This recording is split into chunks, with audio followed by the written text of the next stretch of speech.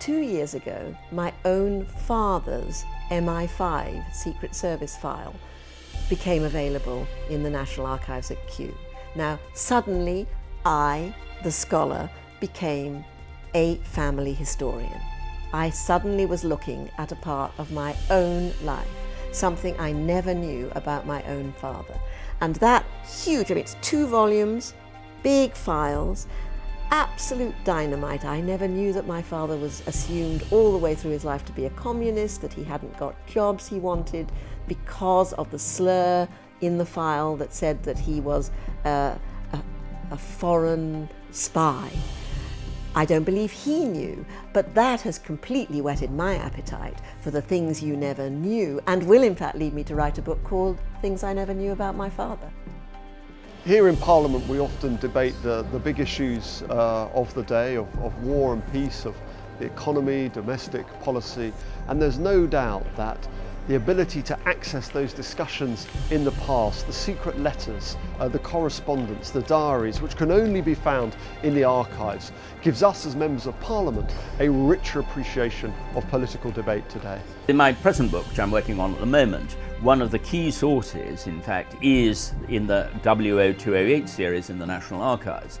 And these are the documents, the transcripts of conversations held by German generals and other officers in British prison camps, which were specially constructed with hidden microphones.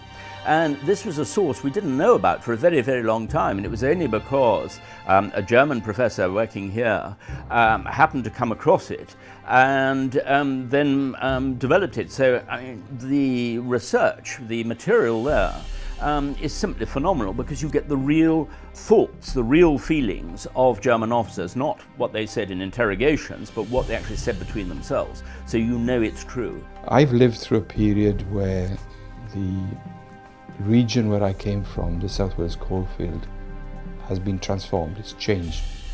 And I began my working life as a historian, a young historian, a PhD student, realizing that we were witnessing this enormous social and economic transformation, and the industry was about to disappear, and with it, it was conceivable that the history would disappear as well, because nothing was really being done to save the archives.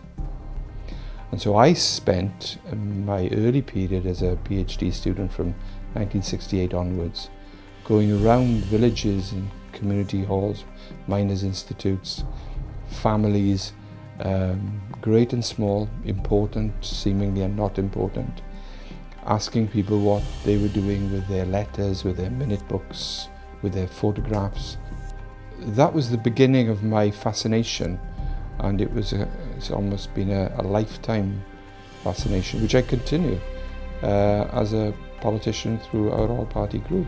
Archives provide us with ways of actually seeing, you know, when someone was afraid, when someone was happy, what they meant when they say, "I'm in love," what they actually were experiencing. And that is a really rare thing in the past. And I think this is important for historians, because we are often tempted, I think, to see people in the past as sort of very one-sided, cardboard cutout sort of figures.